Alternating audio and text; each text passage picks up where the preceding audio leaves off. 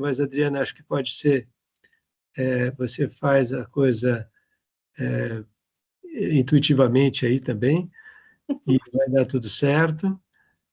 Então, é isso, em nome do programa de pós-graduação em Arquitetura e Urbanismo da Universidade de São Judas, eu agradeço a todos aqui a presença. E Adriana, está com você aí para você começar os trabalhos, então. Então, tá bom. Boa tarde, pessoal. Eu queria me desculpar, né, pelo equívoco, o Luiz já falou, mas desculpa é sempre bom, nunca é demais, né? A gente vai melhorando para as próximas. Eu sou mestranda do programa da Universidade de São Judas Tadeu, e a gente está num grupo que é mantido pela universidade, sob coordenação do LI, que é de manejo das águas urbanas, e nesse grupo a gente tem procurado trazer especialistas para refletir conosco sobre essa questão tão importante, né, das águas, até para desmistificar um pouquinho o medo das águas, né, tão alimentado aí pelas notícias, dar um outro olhar, né? Então, queria agradecer aí a especial participação do Felipe Falseta conosco, né, que está dedicando o seu tempo para compartilhar um pouco da sua vasta experiência nessa parte aí dos estudos das águas urbanas, né? E só lembrar aqui do currículo do Felipe Falseta, ele se chama Felipe Antônio Marques Falseta, engenheiro civil pela Unicamp, doutor pela USP e pesquisador em políticas públicas e drenagem urbana pelo Instituto de Estudos Avançados da Universidade de São Paulo. É pesquisador do IPT, Instituto de Pesquisas Tecnológicas do Estado de São Paulo, na área de cidades, infraestrutura e meio ambiente. E hoje está conosco aí compartilhando o seu tempo e a sua experiência através da palestra Como Tornar Nossas Cidades Mais Resilientes às Inundações. Ele vai abordar um pouquinho com a gente o que está por trás das inundações urbanas, o porquê delas serem um assunto assim tão desafiador no caminho do rumo à resiliência das nossas cidades, né? Frente a esse quadro de mudanças climáticas, já emergência climáticas, né, que a gente está passando. Então, queria só lembrar que a gente está prevendo aí uma apresentação de 60, 80 minutos para o Falseta. Não sei como a gente vai reorganizar aí esse horário, né? Desculpem. E também a gente vai tentar deixar um tempinho aí, nem que sejam uns 10, 15 minutinhos, para a gente trocar uma ideia depois, tirar dúvidas no final, tudo bem? Então, vou passar direto para o Falseta, para ele assumir a bola aí e compartilhar com a gente esse material maravilhoso que ele tem. Muito obrigada a todos. Bom, boa tarde, pessoal. Tranquilo, acho que quando a gente fala em resiliência, né, a gente tem que pensar em resiliência de forma integral. Então, inclusive questões aí tecnológicas, bugs, links, isso também nos faz mais resilientes, né? A gente aprende com as dificuldades e as adversidades, né? Então, sempre a gente dá um jeito de adaptar, essa é a grande vantagem aí, acho que do ser humano, né? Tá sempre se adaptando e se reinventando. Mas fato é que a gente tem um grande desafio aí pela frente. A Adriana contou aí um pouco, só pelo título da palestra, vocês já perceberam que é bem fácil, né, falar do assunto, né? Como transformar nossas cidades, como tornar nossas cidades mais resilientes. Então, eu fiz uma palestra com um tom bastante de provocação mesmo. A ideia é que talvez vocês saiam com mais perguntas do que respostas, até porque a resposta para a pergunta nem eu mesmo tenho, né? Como a gente pode transformar, mas a gente tem insights, né? Então, a ideia aqui é trazer um pouco da experiência. Eu trabalho no IPT há 10 anos com esse assunto, mas já trabalho há quase 20 com drenagem urbana, porque já era um assunto meu de interesse na graduação, então isso só ficou cada vez mais evidenciado que eu gostaria e gosto e vou continuar gostando de trabalhar com águas urbanas, né? Então, eu vou começar com o compartilhamento da tela, espero que não dê mais nenhum bug, né? Já está bom para o dia de hoje. Acredito que está funcionando. Inclusive, eu não sei, eu acho que tirar vocês aqui da frente. da tela para não atrapalhar na minha fala, mas se vocês tiverem alguma dúvida ou questão, bug novo, me avisem, gritem, que eu paro e a gente começa de novo, ou eu falo alguma coisa que não funcionou. Bom, de qualquer forma, então, a pergunta é essa, né? Como a gente transforma, como a gente torna nossas cidades mais resilientes a inundações? Acho que é interessante, num primeiro momento, eu sempre gosto de trazer esse slide de conceitos, porque às vezes a gente dá o nome errado às coisas, e dar o nome errado às coisas, por mais bobo que pareça, às vezes dificulta um pouco um entendimento do processo, né? Do processo do meio físico que a gente está conversando.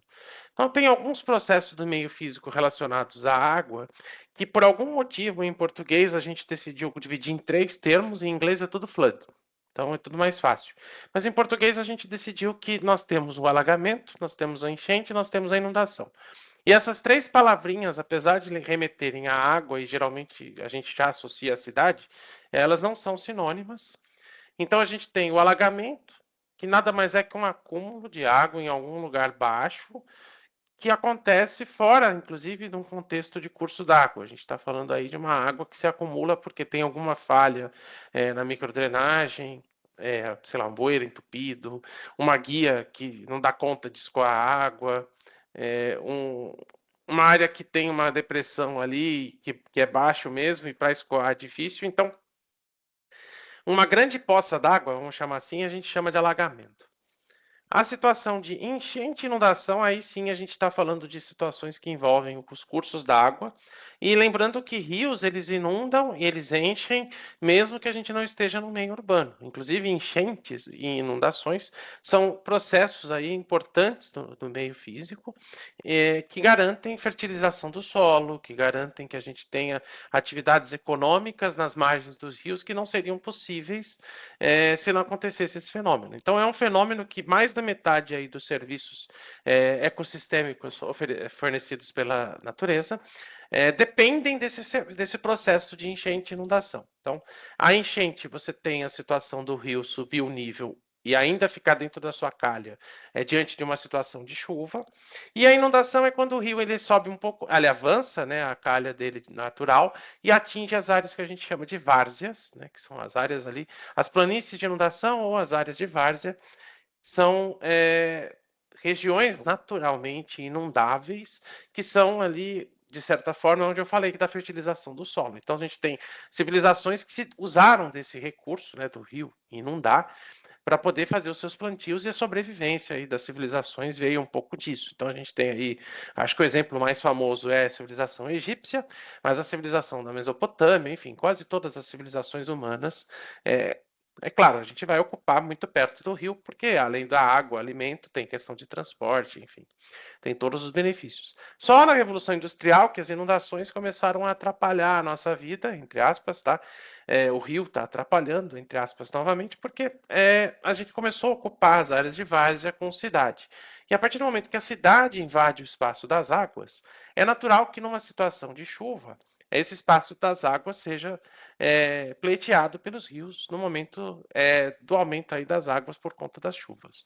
Então, lembrando aí vocês sempre que inundação é o extravasamento, a enchente é uma subida do nível d'água e o alagamento tem a ver com o curso d'água, ele está mais a ver com o acumulado de água numa área baixa por uma falta de drenagem. E a gente precisa lembrar também de outro conceito importante, que é o conceito de bacia hidrográfica. Tudo que a gente trabalha em planejamento urbano, a gente deveria sempre considerar aí, eu coloquei deveria porque não é um fato, né, mas deveria ser um território naturalmente compatível com as políticas de planejamento urbano.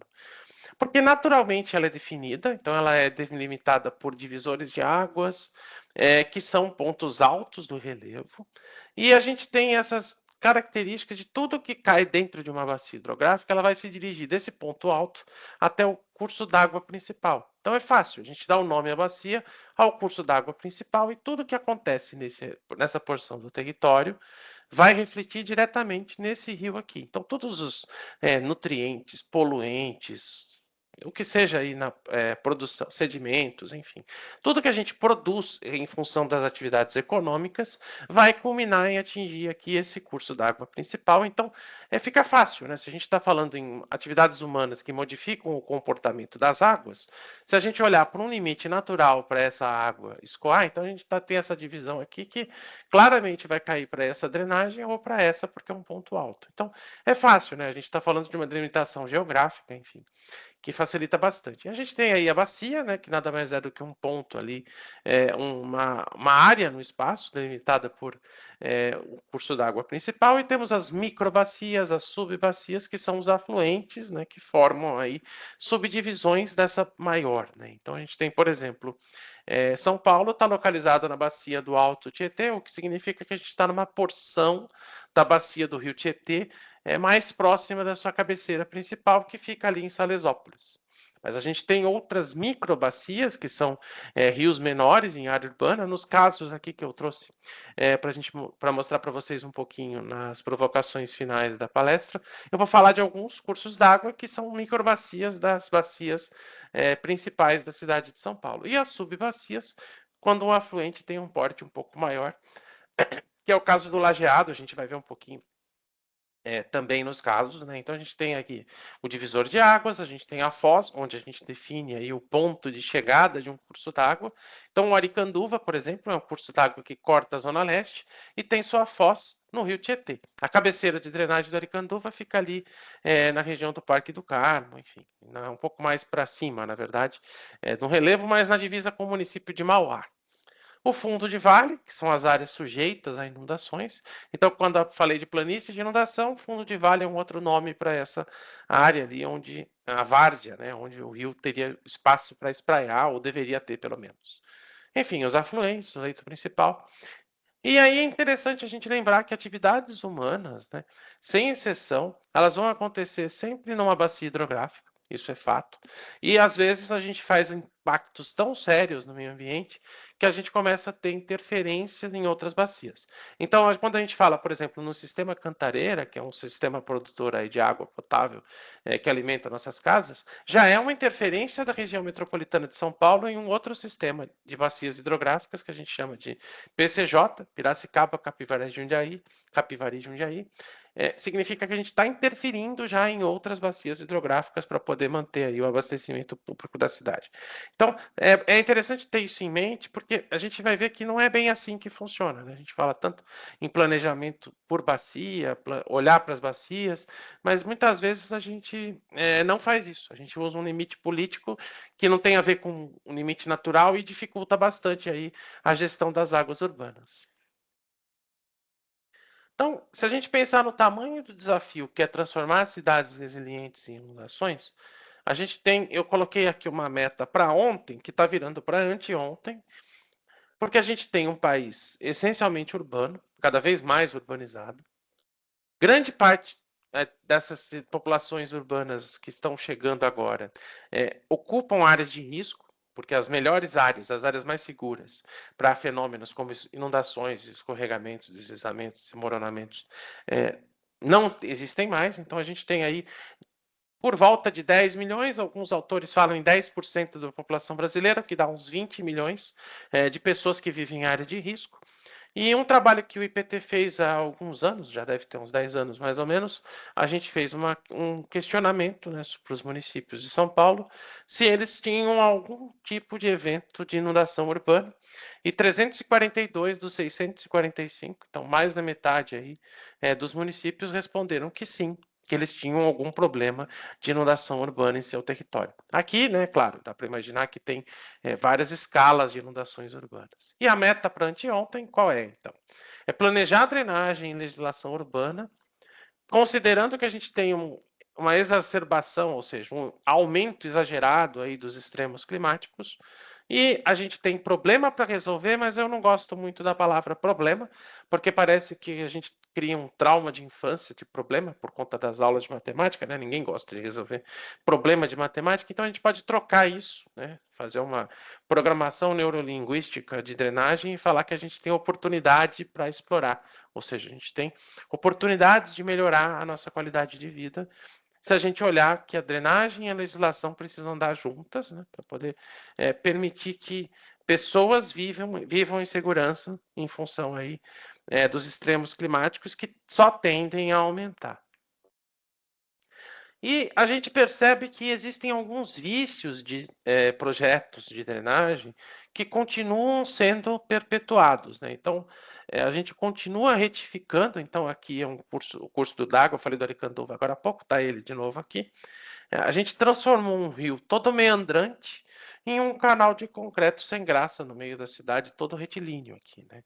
Isso quando a gente também não tampona, ou seja, a gente faz a mesma coisa que está feito aqui, mas esconde ele embaixo de uma avenida, né? Quando a gente esconde o rio, a gente retifica o rio, a gente não resolve o problema da inundação. Então, vocês vão perceber que os vários exemplos que eu trouxe têm a ver com esse tipo de obra de drenagem, que foi inicialmente pensado como a solução mágica, que na prática não funciona mais. A gente tem A cidade de São Paulo tentou afastar as águas e acelerar o máximo possível, só que à medida que ela foi fazendo isso, ela foi agravando o problema de drenagem. Então, não é uma solução que resolve, né, fazer isso. Então, é necessário que a gente trabalhe com soluções e políticas inovadoras. E parece bobo, mas um plano de drenagem ele precisa ser voltado sempre para o futuro, porque, no fundo, a gente tem que orientar o processo decisório. Se o plano de drenagem só falar do passado, ele não é um plano, ele é apenas um retrato da realidade. Isso não resolve a nossa vida, né? E nós temos que trabalhar com planos de drenagem cada vez mais atentos às novas tecnologias, às melhores tecnologias, pensar em situações confiáveis e suficientes, aí autossuficientes, para lidar com a questão da drenagem urbana. E aí eu falo, né, que até quando? Porque, por exemplo, ano passado, Santo André inaugurou a canalização do Caçaquera, que é um córrego que ele era ainda mais natural, e nós entregamos aí, nós, vírgula, né, o pessoal da Prefeitura de Santo André entregou uma canalização de concreto. Quer dizer, a gente continua cometendo aí as mesmas coisas que já deram problema e dão problema, e a gente continua fazendo isso com os cursos d'água até hoje. Então, aí eu coloco aqui, né, por que é tão difícil fazer de São Paulo uma cidade resiliente a inundações? Porque eu recortei o território São Paulo, porque a gente está falando da nossa casa, né? Mas se a gente abstrair isso e pensar que todas as grandes cidades brasileiras passam pelo mesmo problema, a gente tem São Paulo como exemplo, né? Muita coisa que São Paulo fez de planejamento urbano foi copiado Brasil afora, né? E a gente copiou vícios que geram problemas em todas as cidades brasileiras. E por que é tão difícil fazer essas cidades resilientes? A gente tem aí, então, uma ocupação de fundo de vale e várzea, que foi praticamente incentivada, né? Então a gente tem que evitar muito aquele conceito de ocupação desordenada, né? A cidade formal, a cidade que a gente fala aí, que cresceu nos anos 20, nos anos 30, nos anos 40, também se utilizou das áreas de várzea e dos fundos de vale para fazer aí eixos viários. Então não foi exatamente uma ocupação desordenada, ela foi uma ocupação incentivada. Nós temos um eixo viário, como eu comentei, majoritariamente composto por rios tamponados e retificados. O escoamento foi acelerado, então a gente acelerou o escoamento para que. Só que isso, aceleração do escoamento, com impermeabilização e alta taxa de urbanização, para onde a água vai, né? Ela vai caminhar para os lugares baixos mais rápido e gerar mais problemas, né? E a gente tem uma operação de drenagem urbana complexa, né? A gente depende aí de operação de piscinão, que é a obra de drenagem que tem, assim, de certa forma, uma excelência em armazenamento e em conter picos de inundações, só que são obras caras para ser mantidas, são obras que não levam só água, levam sedimentos, então é muito caro e muito difícil operar, né? Você depende aí de operação de comportas, bombas, tudo estruturas de drenagem que custam caro manter funcionando. A gente teve lá, por exemplo, o caso de Porto Alegre, por exemplo, que algumas comportas não funcionaram, né? E essas comportas não funcionando geraram parte do problema do caos que a gente viu em Porto Alegre, foi em função aí da não operação dessas obras complexas, né? Então, como é que a gente consegue lidar com uma situação dessas, né? A gente só pode ter problemas de drenagem crônicos que aparecem à medida que a gente tem aí extremos de chuva. E se a gente olhar aqui os acumulados de eventos registrados pela Defesa Civil, a gente percebe que a linha ali só cresce, né? A gente está vendo que, ano a ano, os casos de inundações aparecem na cidade de São Paulo. É uma linha crescente, né? A gente tem aqui esse grande salto de 2015 para 2016 é em função de uma mudança metodológica da Defesa Civil, que passou a considerar e computar também os casos de inundações fora das áreas de risco, né, que estão catalogadas. Então, aí a gente olhou para a cidade de São Paulo toda a partir de 2016, mas a gente percebe que como São Paulo inteiro está com esses pontinhos azuis, né? Então, muitas vezes a gente tem, até houve algumas coisas de alguns gestores, né? Ah, é só a área periférica que tem inundação, né? A gente percebe que não, né? A porção central da cidade de São Paulo também tem eventos recorrentes de inundação e é crescente, né? A gente percebe que não está estabilizando esse número de eventos, né? A gente vê aí a linha subindo aí por volta de 1.000, 1.500 eventos de inundações novos a cada ano, em função aí da ocupação do solo, né? Então é bastante complicado lidar com uma cidade e só vê isso aumentando à medida que a gente está. E a gente está começando a ocupar áreas que eram seguras. Vocês vão ver os próximos slides como já há perturbação urbana, ou seja, já há potencial da gente continuar replicando políticas de drenagem não inovadoras para áreas da cidade de São Paulo que ainda não estão tão impermeabilizadas, não estão tão ocupadas, né? Então, é por isso que é tão desafiador, né? Como é que a gente lida com o que a gente já tem de problema e ainda evita que esse problema seja replicado nas áreas que estão se urbanizando agora. E a gente percebe que toda vez que a gente urbaniza uma bacia hidrográfica, a gente aumenta muito a vazão, a gente aumenta muito o volume de água, desses cursos d'água, e a gente reduz tempo de resposta. Então, explicar aqui um pouquinho, e depois eu mostro mais alguns slides para contar um pouco desse conceito. Isso aqui foi um estudo que o IPT fez para a cidade de Louveira, em que a gente tem aí uma taxa de urbanização de 20% em uma dada bacia hidrográfica. Eu travei essa situação aí da bacia hidrográfica para considerar que a vazão nessa situação é a vazão 1, uma vazão unitária, né? Se a gente simula esse crescimento dessa bacia, usando as mesmas técnicas de urbanização que a gente tem hoje, a gente percebe que a vazão ela dispara e atinge aí quase 4 vezes o valor da vazão que é medida hoje, né, na bacia, em função aí do aumento da urbanização. E o volume de escoamento também aumenta, chega a quase 3 vezes maior do que é hoje. Então, a gente está urbanizando, a gente está aumentando a velocidade de escoamento, a gente está aumentando o volume de escoamento, a gente está aumentando o pico de vazão medido nessa bacia. A gente está dificultando a vida, porque a gente está criando cada vez mais água para ser escoada nas estruturas ou até mesmo nas seções naturais de drenagem, né? Como é que a gente faz isso, né?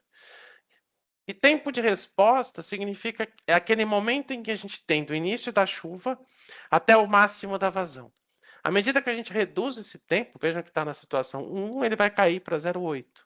A gente dificulta a ação da Defesa Civil, que precisa ser cada vez mais preventiva para poder tirar pessoas de área de risco, pessoas que têm dificuldade de locomoção, de mobilidade, pessoas idosas. Como é que a gente faz isso, né? Como é que a gente lida com essa situação? Em um tempo de resposta muito curto, significa que a previsão também precisa ser melhor, porque a gente vai ver nos próximos slides que esse tempo, às vezes, não é tempo suficiente para fazer algum tipo de mobilização e retirada de pessoas preventivamente no momento que a chuva começa. Às vezes ela precisa começar antes, né? Como a gente melhora a questão meteorológica, a previsão do tempo nas cidades para poder avançar nesse sentido? Ó, por exemplo, esse slide aqui mostra 2 cenários. A gente está falando da bacia do Lajeado, aqui está em Paulista, extremo leste. A gente tem, em 1930, a cidade das matas, a cidade das chácaras e dos sítios. E aqui nós temos o cenário atual, a cidade cinza de concreto que a gente tem hoje, né? Então, nessa foto vivem 2 milhões de pessoas. E aqui a gente tinha uma bacia com pequenos núcleos urbanos e a maior parte da bacia ainda ocupada por mata, chácara. Então a gente tinha um cenário um pouco mais próximo do natural, né?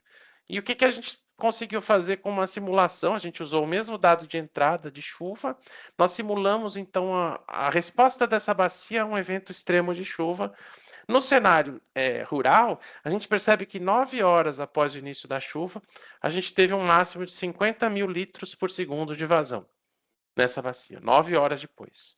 Nessa bacia aqui urbanizada, a gente percebe que em 2 horas a gente atingiu o máximo, 130 mil litros de água. A gente está falando de 130 mil litros por segundo, 3 vezes mais do que era no cenário de 1930.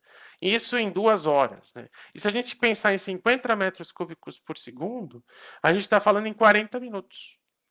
Então, como é que você consegue agir em 40 minutos e tirar as pessoas em áreas de risco, né? Em áreas que são mais vulneráveis? Lembrando que a gente tem pessoas em comunidades, áreas de difícil acesso. Então, como é que a gente lida com esse problema se a gente não tem que pensar antecipadamente a chuva, né? Então, a gente tem que avançar também na meteorologia para conseguir prever com antecedência garantida, né?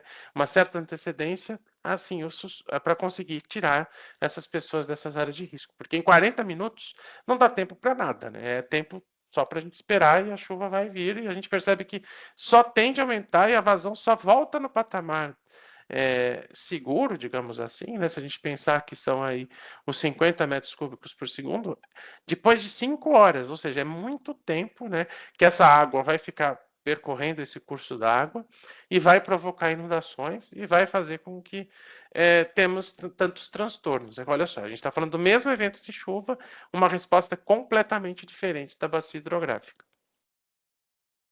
E a gente fez outros estudos, a gente avaliou aqui, por exemplo, o coeficiente de escoamento para bacias em outras cidades. Né? O coeficiente de escoamento é mais ou menos a gente imaginar assim, a gente tem, se caem 100 gotas de chuva, o número de gotas de chuva que vão provocar um escoamento de água, não vão infiltrar, é o coeficiente de escoamento. Então, a gente percebe que quanto mais urbana é uma bacia, maior esse coeficiente. Então, a gente tem aqui uma situação em que natural esse número é 60 e vai subindo, vai chegando em 80. Então, a gente tem 20 gotas a mais de chuva provocando, causando vazões, escoamentos e não infiltrando. Por isso, a gente tem aumentos significativos nas vazões nas bacias. Então, quando a gente trabalha com planejamento inovador para a drenagem urbana, a gente tem um binômio aí que precisa ser rompido, que é o binômio urbanização e impermeabilização do solo. Aí a gente tem que entrar com cenários em que políticas mitigadoras do fenômeno impermeabilização devido à urbanização tem que entrar em cena.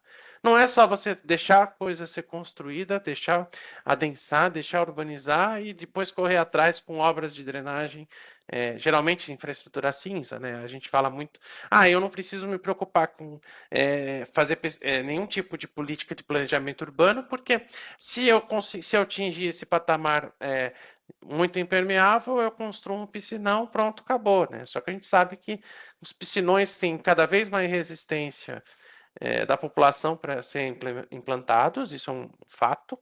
A gente também não tem espaço para colocar essas obras de drenagem, porque a cidade vai colocar piscinão aonde, né? A gente tem uma área... E às vezes a gente percebe políticas de colocar piscinão que não fazem menor sentido, né? Por exemplo, vamos construir um piscinão na parte subterrânea de uma praça. Daí eu tiro todas as árvores dessa praça e coloco um piscinão, que é um contrassenso. Né? A gente está provocando cada vez mais cenários de impermeabilização do solo para instalar dispositivos de drenagem.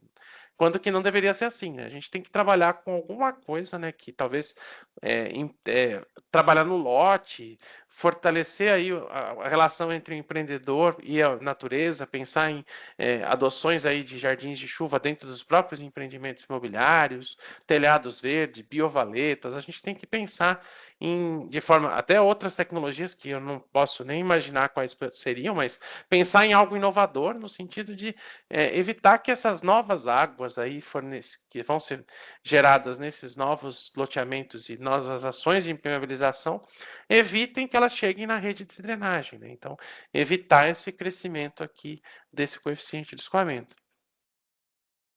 E é muito clara a relação que existe entre urbanizar e inundar mais, né? Então a gente fez aí na mesma linha daquele estudo anterior, esse é um trabalho que a gente fez para a cidade de Campinas, em que a gente percebe que Para chuvas mais recorrentes, ou seja, quando eu falo em período de retorno aqui, pensem em gravidade versus recorrência do fenômeno da chuva. Então, uma chuva de 5 anos de período de retorno é aquela chuva que todo ano, eventualmente, vai acontecer. Ela vai ser uma chuva bastante intensa, que vai causar transtornos e ela tem uma recorrência curta. Então, Alô, Milton? oi, alô? Ô, meu amigo, tudo bem? Tudo? Me faz uma pergunta. Só um instante. Tá me ouvindo? Sim, estamos ouvindo. Eu estou procurando aqui no nosso salão de conversa. Acho que tem alguém que está com o áudio vazando aí. Ah, peraí, Everson, né? Acho que O deixa eu processo onde consta. ativar o mudo. Ah, ele ativou o mudo aqui. Podemos seguir, Falseto. Tá. O que é o período de retorno de 5 anos? Né? É aquela chuva de verão intensa que vai acontecer eventualmente todo ano, pelo menos uma vez. Né? Isso seria. As outras chuvas, elas são bem mais intensas, mas que não acontecem com tanta frequência. Então, 25 anos, via de regra, a cada 5 anos você vai ter um fenômeno desse. 100 anos, eu diria que uma vez a cada 20, 30 anos. Então, a gente tem, por exemplo, chuvas de 100 anos para a cidade de São Paulo. Uma chuva que aconteceu na década de 80, 83 foi um ano onde aconteceu uma chuva de 100 anos de período de retorno. 76, outra chuva de 100 anos de período de retorno. Então, a última grande chuva que a gente teve foi em 88. Então, estamos aí há alguns anos sem chuvas que teriam esse período de recorrência. Só para vocês terem uma ideia. Mas o que a gente percebeu nesse estudo, e que torna bastante crítico o ponto de vista de saber urbanizar, né, como eu estava comentando anteriormente, é que para aquela chuva de 5 anos de período de retorno, aquela chuva que vai aparecer eventualmente uma vez em cada ano, houve um aumento simulado aí de quase 10% das extensões das áreas inundáveis, em função aí de uma simulação também de crescimento de 10% da área urbana. Então, repara que para cada porcentagem a mais de área urbana que eu implanto, construo e impermeabilizo, eu estou colocando 1% a mais de área inundável. Então, eu estou inundando mais para uma chuva que é super recorrente. Em outras palavras, eu preciso de menos chuva para ter o mesmo nível de inundação que eu tenho hoje. Se eu preciso de menos chuva, provavelmente vai ser uma chuva com uma recorrência ainda maior, uma chuva que provavelmente vai acontecer 2, 3, 4, 5 vezes em um verão, por exemplo. Então, esse resultado é bem interessante para ver que é meio que 1 para 1, né? A gente está falando de 8,33 mais a área inundável para 8,75 de mais área urbana. Então, é bem próximo e bem fácil de ver, né, como urbanizar gera mais inundações. Para chuvas com recorrências menores, ou seja, que acontecem com menos frequência, esse efeito não é tão significativo, porque também se a gente tem eventos de chuva muito intensa, não importa muito a ocupação do solo, porque a gente já começa a ter alguns outros fenômenos. A gente já tem saturação do solo, a gente já tem outras situações que o efeito da urbanização não é tão perceptível. Mas o que destaco sempre, voltando a falar, é a questão aí das chuvas de menos intensidade gerarem mais transtorno. E é o que nos preocupa mais, no final das contas, né? São aquelas chuvas que a gente vai ver sempre. E para a cidade de São Paulo, como a gente construiu essa cidade, vejam como São Paulo, isso aqui é um produto que a gente fez para a Carta Geotécnica, a atualização da Carta Geotécnica que o IPT entregou ano passado, a gente percebe como já há perturbação de bacias, de certa forma, até longe do centro expandido. Então aqui a gente tem o mapa da cidade de São Paulo, a gente tem uma cidade. Em vermelho seriam as bacias mais saturadas do ponto de vista de drenagem e impermeabilização do solo. Em laranja, situações no limite. Em amarelo, são situações onde me surpreendeu esse resultado, porque a gente percebe que são áreas longe do centro da cidade, mas que já geram, claramente, uma perturbação significativa aí nessas bacias, em função da impermeabilização do solo. Nas outras áreas, né, a gente espera que elas sejam mantidas assim, porque são áreas de preservação de mananciais. Mas aqui em verde claro, a gente já tem interferência da urbanização na impermeabilização do solo. Então, a cidade de São Paulo, vejam como, novamente, esse mapa desmistifica bem a questão da ocupação desordenada que a gente ouve tanto. Né? A gente tem praticamente toda a porção central da cidade de São Paulo saturada, né? Então, essa ocupação certamente foi mais ordenada do que a ocupação das regiões que a gente tem visto hoje.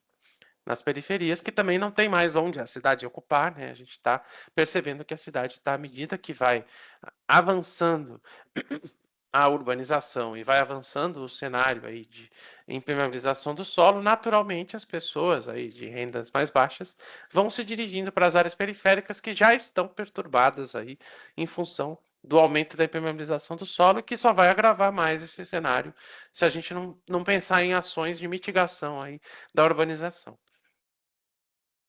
E aqui eu trouxe a mesma coisa que está naquele mapa vermelho na forma de gráfico. Novamente aquele nosso coeficiente aí de escoamento, né? O número de gotas de chuva que vão gerar escoamento. E a gente percebe que para quase que a totalidade das subprefeituras da cidade de São Paulo, esse número é maior que 80. A gente está falando aqui apenas 5 das 32 subprefeituras com um número menor que 80. E 7 delas, esse valor é superior a 90, ou seja, para cada 100 gotas de chuva, 90 vão produzir escoamento em 7 das subprefeituras. Destaque que a primeira é Vila Mariana. Então, a gente está falando aí, por exemplo, de uma subprefeitura que tem uma característica que a gente sabe que é mais arborizada, mas vejam como ela está super impermeável. É a mais impermeável de todas. E logo depois a gente vem algumas aqui, mais para a região periférica, Sapopemba, Aricanduva, Itaim. Mas olha, Vila Prudente é uma subprefeitura que é considerada aí, antiga, né, do centro da cidade, Sé, Moca. Então a gente está falando Pinheiros, a gente não está falando de bairros. Isso não tem relação com renda, no final das contas.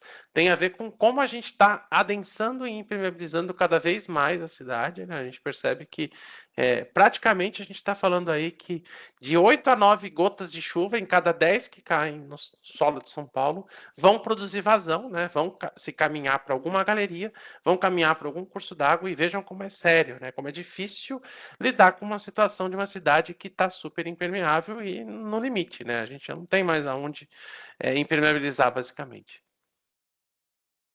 E quando a gente fala na era dos extremos, né? Então nós chegamos na era dos extremos, os extremos aí que não são os extremos do Eric Hobsbawm, mas são os extremos do clima, né? Nós percebemos que a cada ano que passa, a gente permeia os dois cenários aqui, né? Então a gente tem aqui um cenário de estiagem que aconteceu lá em 2014, mas a gente sabe que os invernos têm ficado, vou falar inverno no clima de São Paulo, né? Os meses daí do inverno mais secos. Ano passado a gente teve até queimadas em função aí da seca e inundações nos períodos aí de chuva, né? Então, aqui a gente está falando de porções até que próximas do território. A gente está falando, aqui é Franco da Rocha, isso aqui é a região da Cantareira, está bem pertinho ali, né? E às vezes a gente percebe essas duas coisas acontecerem no mesmo ano, né? E isso é bem evidenciado quando a gente olha para a tendência climática da região metropolitana. A gente tem aqui uma salada, né, de fenômenos que tornam difícil lidar com a questão climática, como a gente tem cenários críticos para vários tipos de fenômenos, né? Então, a gente tem uma região metropolitana, isso aqui é um mapa que a gente produziu em função da análise histórica das chuvas. Então, esses pontinhos verdes aqui são postos pluviométricos com séries históricas maiores de 30 anos, e a gente fez uma análise histórica de tendência dessas medições de chuva e espacializou isso, né? Então, a gente tem aqui na região metropolitana, quase que na porção maior, mais urbanizada, um cenário de aumento da intensidade média das chuvas. Então, cada vez mais as chuvas duram menos no tempo, mas trazem mais volume de água, então chove-se muito mais em pouco tempo. Isso é um problema para a questão de inundações urbanas, redes saturadas, impermeabilização do solo. Então, quanto mais gota de chuva cair em menos tempo, maior o risco que a gente tem de sofrer com inundações. Mas a gente percebe também que nas regiões de encosta, são áreas onde a gente está com a cor azul. Essas são áreas onde há um aumento do volume de chuva, o que significa que tem maior potencial de saturar solo e gerar problemas de escorregamento, deslizamento. Então, é o risco geológico. E a gente tem áreas de mananciais aqui nessa porção sudoeste, aqui na região do Alto Tietê, na região da Cantareira, em vermelho, que são áreas onde a tendência é de redução da intensidade do volume das chuvas. Se a gente vai ter áreas de mananciais com menos chuva, temos um risco de falta de água, né? Ameaça à segurança hídrica da região metropolitana. A única cor aqui que não tem graça fazer comentário é a amarela, mas é uma área bem pequenininha. Mas a gente tem, então, nessa área pequena do território, todos os ingredientes do caos em relação à água no meio físico, né? A gente tem áreas de encosta com mais água, área urbana com maior intensidade de chuva, área de produção de água potável com menos tendência a ter menos chuvas. Então a gente está falando aí de um comportamento bastante crítico do ponto de vista climático, né? Muito em função aí da criação das ilhas de calor, dos microclimas, da impermeabilização do solo e também das ações humanas em maior escala, né? A gente está falando aí de outros fenômenos e até aumento da emissão de gases estufa, produção aí de, enfim, os combustíveis fósseis, desmatamento, tudo isso a gente também tem impacto no clima do planeta e interferem bastante na nossa vida. Para a cidade de São Paulo, região metropolitana, o microclima, a modificação do microclima já é mais sensível, né?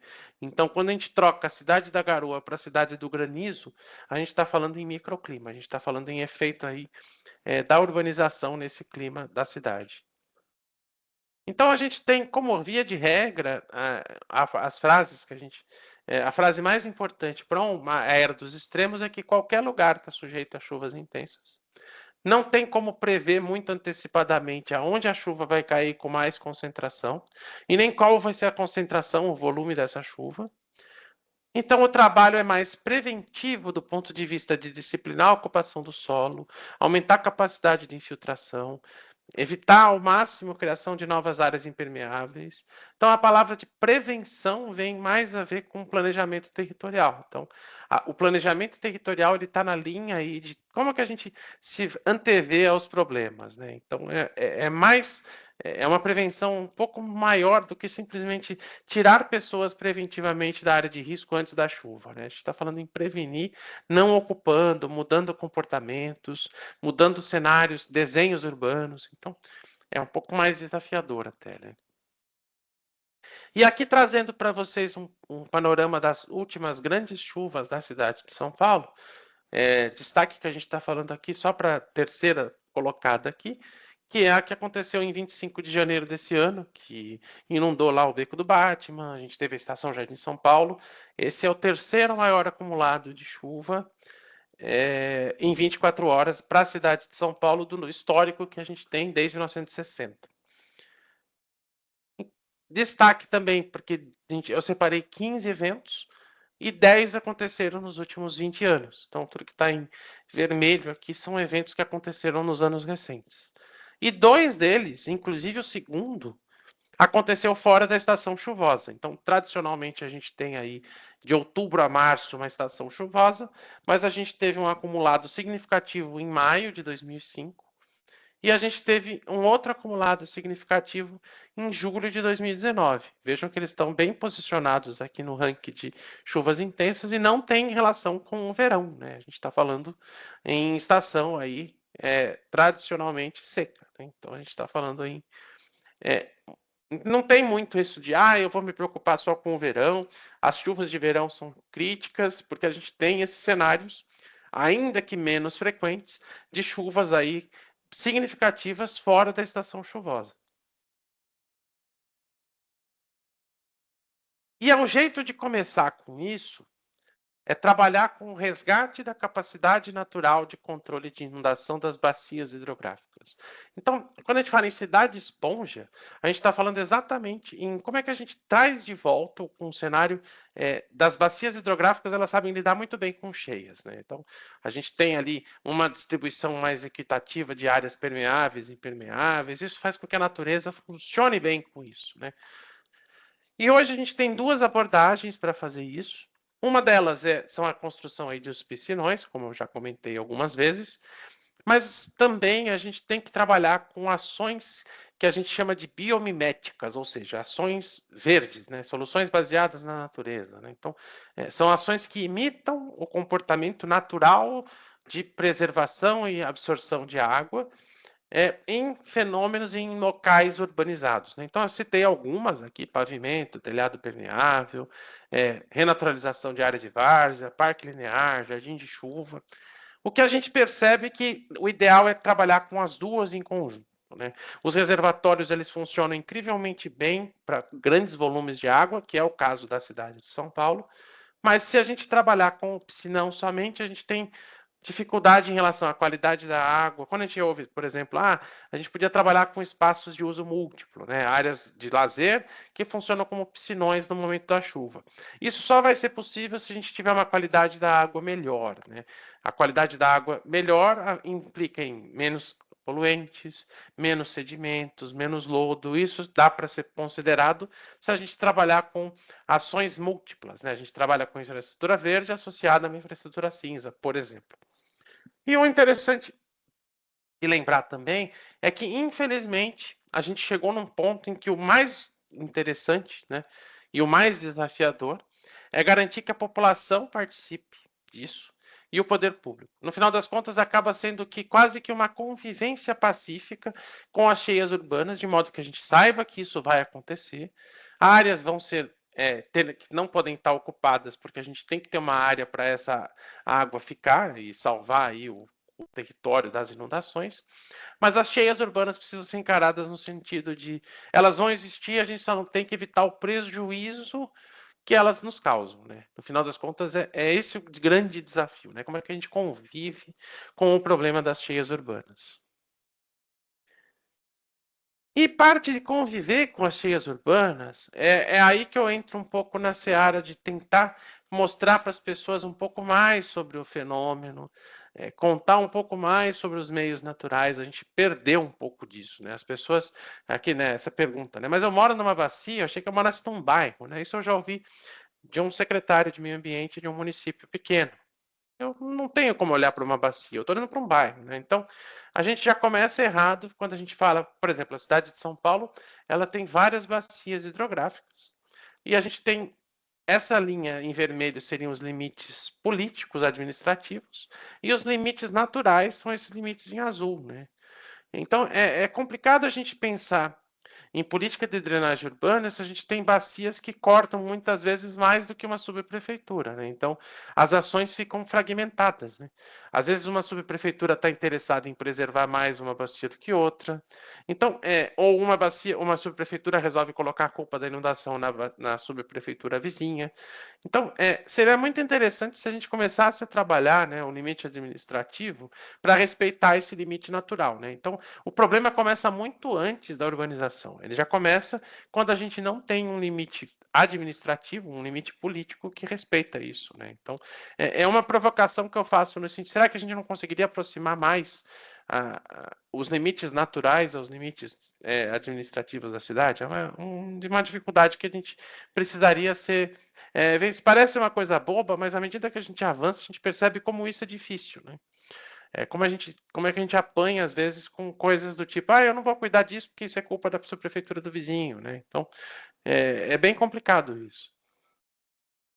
E daí eu trago alguns casos, que eu acho que isso torna bem ilustrativo, né? O porquê que é tão difícil lidar com drenagem urbana na cidade de São Paulo. Eu trouxe alguns casos que são bem óbvios no ponto de vista de entender o que está acontecendo ali, outros nem tanto, né? Outros que têm um desafio. Eu trouxe esses casos sempre fazendo um paralelo ao mapa de São Paulo de 1930, que é um mapa até que pré-urbano, né, digamos assim. Então, o primeiro caso que eu trouxe aqui é o do Ribeirão Lajeado.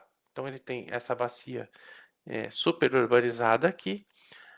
E aqui a gente tem um mapa de 1930 com alguns nuances, né? Então a gente tem aí um córrego, um ribeirão, na verdade, afluente do rio Tietê, que deságua, que ele corre a céu aberto próximo às casas, né? E a gente percebe, olhando para o mapa de 1930, que ele tinha uma achura de área inundável já em 1930, tanto na região ali próxima, mais adensada da bacia, como na porção mais ajusante, junto ao Tietê, né? Então, essa achura que vocês estão vendo em azul é uma achura de área inundável, né? Então, a gente tem uma ocupação em áreas que tinham aí essa tendência natural a inundar, né? Então, isso já deveria ter sido preservado, né? Sabendo aí dessa natureza desse córrego de sofrer inundações. Então, vejam como o meio físico nos dá boas pistas do que a gente poderia ter feito e não o que foi feito efetivamente. Isso se repete em várias situações. Então, aqui a gente está falando do rio Riacho Ipiranga, por exemplo. Esse é o segundo caso que eu trago para vocês, em que a gente tem aqui uma área de inundação, né, próxima ao Riacho Ipiranga, adensada também. A gente tem aqui o riacho cortando as casas de forma a céu aberto em 1930. E ele foi aterrado nos anos 60, né? Então, esse afluente deixou de existir, mas a ocupação do solo não respeitou a área de espraiamento dessas águas, né? Então, a gente tem isso bem definido. E um detalhe, né? No mapa de 1930, esse lugar se chama Ilha do Sapo. Então, sapo remete a brejo, remete a lugar de acúmulo de água. Então, será que a gente não poderia ter, pelo menos, tentado respeitar esse ambiente natural da água na hora que a gente ocupou essa região? Aí tem aqueles casos clássicos, né, em que a gente ouve do gestor público e até da população. Ah, mas tal avenida, quando chove, vira um rio. Acho que vocês já devem ter ouvido isso, né? É bem comum esse tipo de expressão. Às vezes, até mesmo a gente fala, puxa, mas tal lugar, quando chove, nossa, parece que vira um rio. Então, eu separei aqui a Bel Ferreira com a Sara Maluf. São duas avenidas aí da Zona Leste, em que, na verdade, a gente tem a Salim Maluf correspondendo ao leito do córrego do Tatuapé, um afluente do Tietê, e a gente tem aqui o córrego Capão da Embira, na Bel Ferreira, que é um afluente desse córrego do Tatuapé. Né? Então, a gente tem aqui dois córregos que foram tamponados aí nos anos 80, 90, então vejam, anos recentes, né? Que, na verdade, não tem e tem uma área de inundação, que se tivesse feito de forma a deixar um pouco mais espaço na área de várzea, muito provavelmente não teríamos esse problema de inundação aqui, né? Porque a gente está ocupando uma área aqui, inclusive tem um outro afluente, eu não lembro o nome desse córrego aqui, mas enfim, a gente tem aqui situações bem comuns na cidade de São Paulo em que rios deram lugar a avenidas, né? Então, a gente está tendo ocupações disso, né? Então, próximo slide aqui, por exemplo, é uma outra avenida, a Avenida Luiz Inácio de Anhamelo, que na verdade era o córrego da Moca, então ele corre tamponado sob essa avenida. O córrego da Moca, que também é um afluente do córrego do Tatuapé, vejam que a área de inundação coincide com a área do curso d'água original, né, o córrego da Moca.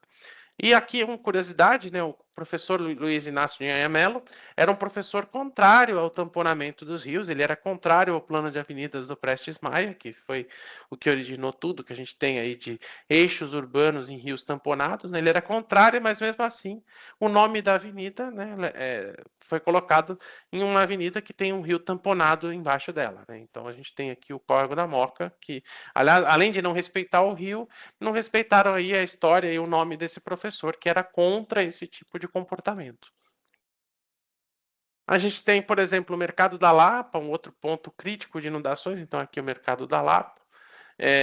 E a gente tem, na verdade, o que o pessoal chama de alagamento, na verdade é uma inundação, porque isso aqui, a gente tem um córrego que se chama Tiburtino, ele corre por debaixo de várias vias ali na Lapa, no Alto da Lapa, ele nasce no Alto da Lapa, o nome do bairro, né, Alto da Lapa, ele vai se acumulando, e essa quantidade de água que atinge as galerias não dá conta, porque a gente tem uma capacidade infinita de produzir água, né, em áreas bastante impermeáveis, e a gente provoca inundação aqui em função desse córrego que está tamponado, mas que ele aparece de novo em um momento de chuva. Então, o tecido urbano nem respeitou o desenho, né, do córrego, da direção, da drenagem, enfim.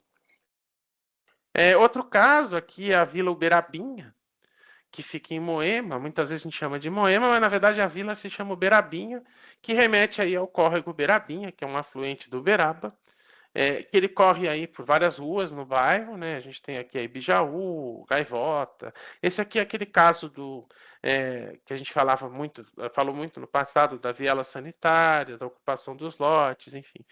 Houve uma certa questão relacionada aí aos condomínios, mas na verdade a própria prefeitura deixou de respeitar esse espaço do córrego e construiu lotes que permitiam murar ali o curso d'água. Então, no final das contas, a gente bloqueou as águas de um córrego que, inclusive, se vocês olharem com detalhe na foto 1930, tem lagoa, né, nessas imagens aqui. Né? Se a gente tem lagoa, é uma área de acúmulo de água. Né? Então, a gente tem essa questão relacionada a áreas de acúmulo de água naturais que não estão sendo respeitadas. Aqui é o beco do Batman, né, que eu até estava chamando de beco do Aquaman recentemente, por uma piada de mau gosto relacionada a essas inundações. E a gente também tem um córrego que passa por baixo dele. Né? Então, vejo com vocês que esse córrego aqui se chama Verde, ele vai... É um afluente do Rio Pinheiros, ele percorre todo o trecho ali do Beco do Batman, vai em direção à Cardeal Arco Verde e segue o traçado dessa rua até desaguar no Pinheiros. Vejam que ele passa exatamente na região de inundação aqui. A gente tem o traçado desse córrego, que na verdade é um rio, Rio Verde, que é um afluente do Rio Pinheiros, que passa aqui nessa região da cidade. Outro caso bastante emblemático é a Rua Venâncio Aires com a Avenida Pompeia, né? Para quem mora ali na região das Perdizes, sabe como essa região é crônica de inundação. Isso que eu nem trouxe aqui a avenida ali onde fica o estádio do Allianz, né? A gente tem aqui a continuação dessas avenidas que geram também inundações. E a gente tem o córrego da Água Preta que corre tamponado embaixo dessas ruas e avenidas que eu citei. Então, o desenho da cidade não respeitou aí o meio físico, né? Não respeitou o traçado dos rios e não deixou nem espaço para essas áreas de várzea. Um outro caso, também é bastante... Esse aqui é o da estação Jardim São Paulo, né, onde a gente teve o problema na estação, mas a gente tem aqui uma avenida, onde a gente tem um córrego que passa canalizado no meio dela. Esse aqui não está tamponado, mas é a Avenida Engenheiro Caetano Álvares, aqui no Limão. E a gente percebe que essa avenida se chamava Avenida Fundo de Vale do Mandaqui, porque é o córrego Mandaqui que passa aí de forma canalizada dentro desse trecho da avenida. Então, tudo isso, né? Como é que a gente tem ocupada, né, as áreas dos rios, né? De um jeito ou de outro a gente está fazendo... E aqui, novamente, as churas de lagoas. Então, são pontos que naturalmente têm aí seus problemas de acúmulo de água, e a gente foi ocupando, foi organizando. Repara que quase nenhum desses exemplos que eu dei correm em bairros periféricos, né? Tirando talvez o Lajeado, mas os outros são em bairros que têm aí história e são mais da cidade formal, né? Digamos assim. Então, tentando resumir um pouco do que a gente viu nesses slides de casos, e tentar responder a pergunta que eu fiz, né, no começo da apresentação. As inundações não são problemas exclusivos de áreas periféricas ou de baixa renda. Então, se a gente ouvir isso de um gestor público, torçam o nariz e questionem, porque isso não é fato. A gente tem aí inundações em várias regiões nobres da cidade, eu falei até de Moema, mas a gente tem inundações. Não foi crescimento desordenado, então evitem usar esse tipo de jargão, porque não foi isso que causou as condições de drenagem caóticas da cidade de São Paulo e das grandes cidades do Brasil. Então, a gente tem aí um crescimento formal da cidade em áreas de rios. Então, se os gestores todos tivessem respeitado aí o espaço dos rios e das várzeas, nós não teríamos tanto problema de inundações. E provavelmente a gente conseguiria, inclusive, usar essa água desses inúmeros cursos d'água que correm aí nas cidades para beber, né? Então a gente teria até segurança hídrica melhorada se a gente tivesse respeitado isso. Porque a gente passou mais de um século tomando o espaço dos rios para construir as cidades, a gente vai ter que devolver esse espaço das águas para os rios e tentar adotar aí estratégias de mitigação de inundações. E aí vem o desafio, né? Como é que a gente aumenta a permeabilização de lotes já implementados? Como é que a gente adota a solução baseada na natureza, com uma qualidade da água sofrível que a gente tem, né? A gente vai ter que trabalhar aí com várias técnicas de drenagem. Não dá para falar que não precisa de piscinão, porque não tem como.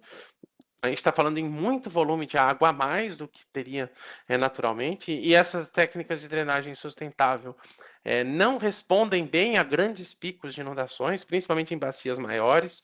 Então, vai ter que trabalhar em conjunto essas soluções. E, no final das contas, eu acho que a solução poderia custar tão caro ficar livre das inundações que a gente teria que aprender a conviver com o problema e aí aumentar a percepção de risco, educar cidadão para evitar problemas, para saber o que fazer quando receber alerta de eventos extremos, né? Porque não adianta você emitir alerta, mas também não treinar a população para elas agirem de forma coerente aos alertas. Então, isso é um ponto bastante importante que a gente deixa aí de lição de casa, né? A gente tem visto cada vez mais os alertas severos. Tá, mas o que eu faço? Eu saio de onde eu estou no lugar seguro, não estou. Então, tem que lidar com esse problema e esses alertas têm que ser cada vez mais pensados, né? Para evitar o efeito de, eu recebi o alerta, mas eu vou continuar minha vida porque eu não preciso me preocupar, né? Então, será mesmo? Então, é um pouco disso que a gente tem que pensar. E no final das contas, trazendo aqui o que é o RUA, né? O RUA é uma iniciativa que começou com o pessoal do pós-doc ano passado, então é Resiliência Urbana em Ação, e a gente tem trabalhado aí pensando nisso, né? Como a gente junta instituições, como é que a gente junta grupos de pesquisa, como é que a gente capacita agente e gestor público, como a gente faz educação ambiental, como a gente reconhece boas práticas de redução de riscos e impactos de desastres. Então, porque a gente tem, às vezes, inúmeras ações que são boas, mas elas estão pouco divulgadas ou elas estão em núcleos muito fechados. Então, é bem que essencial a gente trabalhar aí em conjunto, né? Juntar esforços, porque no final das contas é isso, né? Se a gente trabalha com resiliência climática, a gente tem que envolver cada vez mais pessoas, cada vez mais instituições, cada vez mais oportunidades de levar o recado como essa aí que eu recebi. Agradeço, inclusive, mais uma vez pelo convite, porque a gente tem que divulgar isso o mais possível, né? Para a gente conseguir avançar nisso e também avançar em conjunto com mais gente, mandar o recado com mais pessoas e fazer mais barulho, porque a gente só fazendo isso que a gente consegue melhorar a qualidade de vida nas cidades e a gente proteger as populações e as cidades desses eventos extremos que só tendem a aumentar. É isso, a minha fala foi essa. Agora eu fico à disposição para perguntas, dúvidas, questionamentos, reflexões. Adriana, você vai assumir aí, né, opa? Eu queria agradecer, né, Falseta, a experiência que você está trazendo para compartilhar com a gente. Acho que você fez uma introdução importante também para as pessoas conseguirem acompanhar e entender muito dos jargões que vem aí no noticiário e que envolve todo esse problema das inundações e das águas urbanas, né? Eu vou abrir para quem quiser aí fazer as perguntas. Eu gostaria só de salientar assim, alguns pontos que você trouxe que eu achei muito importante, que essa questão de desmistificar um pouco as inundações, né? Então, o ponto de você estar trazendo que não é uma ocupação desordenada, a gente tem que prestar atenção nisso, né? Que está tudo dentro de um sistema, e achei muito interessante você trazer que também está acontecendo nas regiões nobres, né? E já faz tempo, tanto é que agora a Defesa Civil também já está reconhecendo, você trouxe aí nos gráficos. Então, eu queria deixar aí uma pergunta também de como você está percebendo, de repente, se vocês estão tendo essa aproximação do setor público ou estão conseguindo trabalhar junto ao setor público e como você vê o avanço do setor público de trazer para junto das estruturas convencionais de drenagem, os piscinões, também se eles estão aí abrindo espaço para estar trabalhando em conjunto com as soluções baseadas na natureza, essas soluções um pouco mais sustentáveis, né? Então, eu já queria deixar essa pergunta, mas aí eu quero ver se também tem alguém que gostaria de fazer mais pergunta aí, Falseta já toma a palavra aí.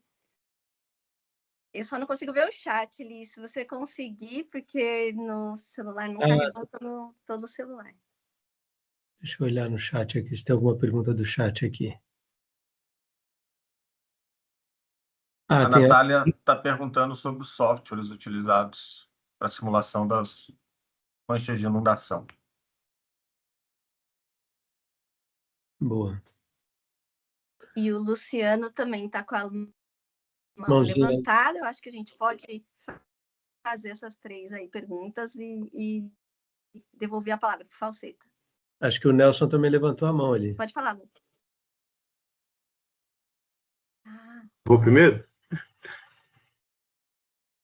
Quem que estava primeiro? Bom, vamos deixar, então, Nelson, não vai fazer a sua pergunta, então, porque a gente você não levantou a mão virtualmente aqui, a gente não percebeu.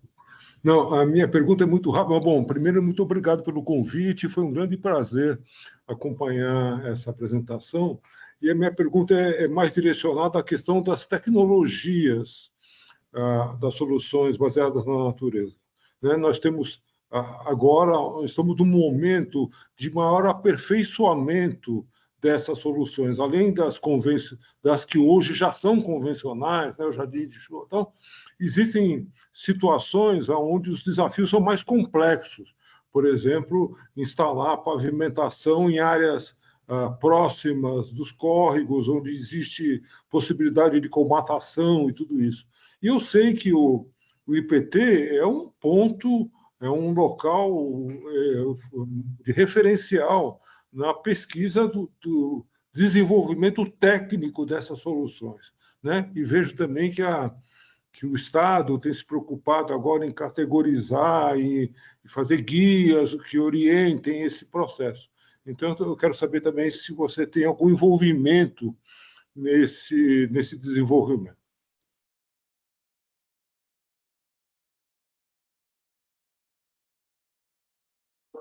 Luciano, quer fazer a sua pergunta? Daí, Falseta, ou é melhor você conversar sobre essas e deixar mais um bloco para diante? Falseta, o que você prefere? Fique à vontade, eu estou anotando aqui as perguntas. Aí não sei se vocês já querem fazer mais uma.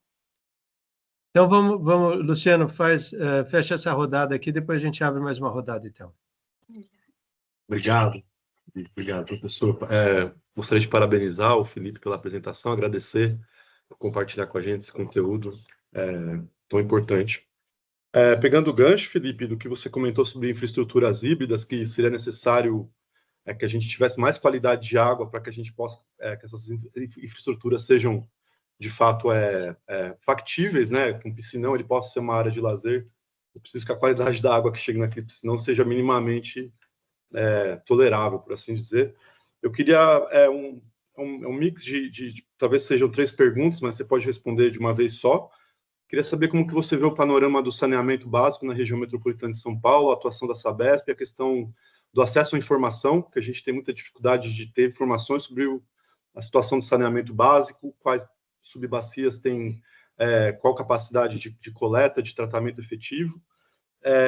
Queria que você comentasse brevemente se você entende que tem modos de atuação diversos nos setores distintos da cidade. Por exemplo, se a gente pega o projeto Novo Pinheiros, em que a gente teve um aporte ali de microestações de tratamento de esgoto, né, estações de recuperação de qualidade das águas, que foi um trabalho muito importante.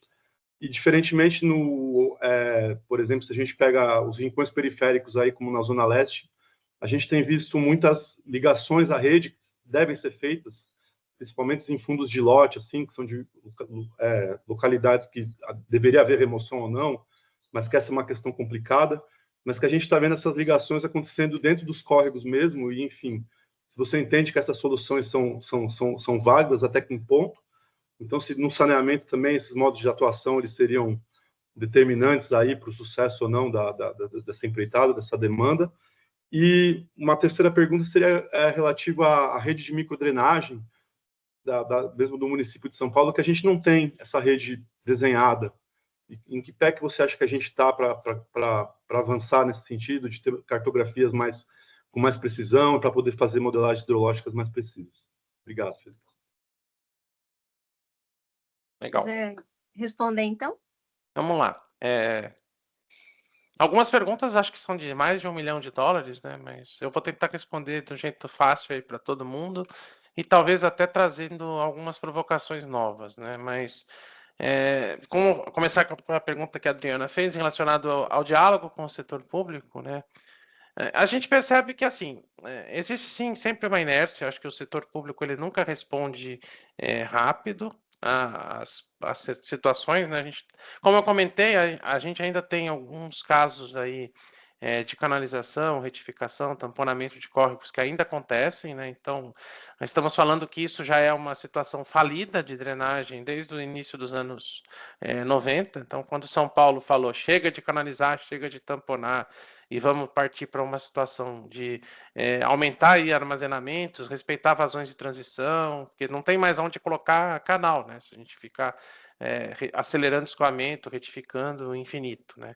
E a gente ainda tem inauguração disso acontecendo em Santo André, por exemplo, né? Então, não é rápido esse tipo de coisa, mas eu percebo que para a cidade de São Paulo a gente está avançando de forma um pouco mais consistente, assim, no sentido de que os cadernos de drenagem, eu acho que foi o grande avanço, né? A partir do momento que São Paulo passou a perceber que o planejamento tinha que ser feito por bacia, e não para enxugar gelo aqui, para jogar o gelo para outro lugar, e enfim, não era nem enxugar gelo, né? É acelerar o gelo para o gelo ir para outro lugar e derreter em outro lugar e dar problema, né? A gente avançou bastante. Então, os cadernos de drenagem, pelo que eu consegui apurar, alguns que já foram entregues vão passar por segundas edições, porque a cidade de São Paulo decidiu que tem algumas situações inviáveis, né? Tem obras que custam 100 milhões de reais, 1 bilhão de reais, 5 bilhões de reais, na priorização de soluções, né? Então, porque qual é o plano do caderno de drenagem? Não sei se vocês já tiveram a oportunidade de ver a fundo, mas o objetivo é zerar manchas de inundações de 100 anos de período de retorno. O que é bem caro, dependendo da situação da cidade, porque a gente tem bacias onde a produção de água é absurda, vocês viram, né? Mais de 90 o coeficiente de escoamento. Conseguir drenar isso é meio difícil. E aí eles pediram, né, atualizações desse caderno de drenagem no sentido de produzir soluções híbridas, como o nosso colega disse o termo aí, né? Trabalhar um pouco da combinação da infraverde com a infracinza e ver se isso reduz custo das intervenções sugeridas, né, propostas. Então, acho que nesse ponto parece que a gente está avançando, porque estão percebendo que não é só propor piscinões e resolver tudo na base da reservação. E então a gente está avançando nesse momento, mas acho que ainda o desafio é na prefeitura de São Paulo e nas prefeituras, né? Porque a gente tem diferentes graus de entendimento, a gente tem secretarias que não se conversam com outras secretarias, né? Às vezes secretaria de obras que não se conversa com o meio ambiente, enfim, situações que a gente percebe. E isso acontece em qualquer prefeitura, tá? Não é exclusividade de São Paulo. Isso é uma coisa que está difícil ainda. Mas uma coisa legal do RUA, né, que a gente conseguiu trazer integrantes de várias secretarias da prefeitura, até assistência social. Então, eu acho que a gente tem que avançar nesse sentido, né? Se a gente vai trabalhar como acadêmicos ou como pesquisadores ou como pessoas da própria sociedade, né, é tentar aumentar esse diálogo intersecretarias, acho que é importante, porque aí a gente avança de forma mais global, né? Porque senão a gente fica com graus de maturidade diferentes e graus de entendimento diferentes, e aí dá o que a gente já viu, né? E ao longo dos anos todos, que ninguém fala a mesma língua, e aí faz o que já está sendo feito, e o que está sendo feito não é bom, né? Então, acho que esse seria o ponto. Não sei se eu respondi sua pergunta, André, mas acho que tem avanços e tem algumas coisas ainda não tão avançadas assim. Bom, a segunda pergunta, eu acho que é sobre os softwares, eu marquei aqui. Deixa eu ver a pergunta de novo. Essa está por escrito. Cadê? Software para fazer a simulação da bacia. A gente usou o REC HMS para fazer a modelagem hidrológica e as manchas de inundação a gente fez com modelo hidráulico, né, que é o REC RAS. São softwares abertos, são produzidos e atualizados com bastante frequência pelo pessoal do Corpo de Engenheiros do Exército dos Estados Unidos. Então, super fácil de acessar, tem documentação, tem vídeo no YouTube mostrando como usa, eu acho que é bem tranquilo. E a gente tem até umas publicações, aquele QR Code que está na apresentação é um manual com passo a passo de como operar os softwares e como fazer os modelos, tanto o modelo hidrológico como as manchas de inundação. Então, vale a pena dar uma passadinha lá para conhecer esse material. Deve ter por volta de umas 200 páginas. Eu acho que a melhor referência que tem em língua portuguesa, aí, sem falsa modéstia, falar isso, a gente fez um trabalho bem legal no IPT de trazer um passo a passo, porque a função era conseguir replicar essa metodologia para outras bacias, né? Então, é até bom se alguém fizer esse desafio de consultar o manual e tentar replicar para a gente descobrir se tem alguns gatos aí na redação e melhorar, né? Colocar coisas melhores, atualizar o material, lançar uma versão 2. Então, acho que tranquilo. E os softwares são bem tranquilos, gratuitos, qualquer um pode acessar. Não são tão difíceis de usar depois que apanha umas 10 horinhas. Acho que dá para encarar. Sobre as tecnologias de solução baseada na natureza, pergunta do Nelson, eu acho que o maior desafio não é nem a tecnologia. Acho que a gente tem um desafio maior em relação à normatização disso, né? Ou normalização disso, né? Como é que a gente coloca as normas da BNT para infraverde? Como a gente faz parâmetros mais relacionados ao clima tropical, né? A gente tem várias soluções que funcionam incrivelmente bem em cenários de clima temperado, onde o extremo de chuva é uma chuva de 30, 40 milímetros, o que para a gente é uma garoa, né? E a gente tem um teor de sedimento muito grande nos nossos rios, e agravado pela situação urbana, que também gera muito assoreamento. Então, eu acho que falta um pouco essa questão dos parâmetros, né? Como a gente atualiza esses parâmetros, até de cálculo, dimensionamento, para as normas brasileiras. Confesso que eu acho que isso a gente está avançando pouco ainda. Eu vejo pouco material nesse sentido. Quais são os melhores modelos hidrológicos? As próprias graduações em engenharia civil ainda estão ensinando os alunos método racional e canalização e aceleração do escoamento, então a gente está ainda muito aquém aí de conseguir formar cidadãos aí mais próximos da amizade aí com os cursos d'água que eu comentei, né? Acho que isso é uma coisa que talvez nem tanto só o IPT, mas outras instituições da academia deveriam prestar um pouco mais atenção disso.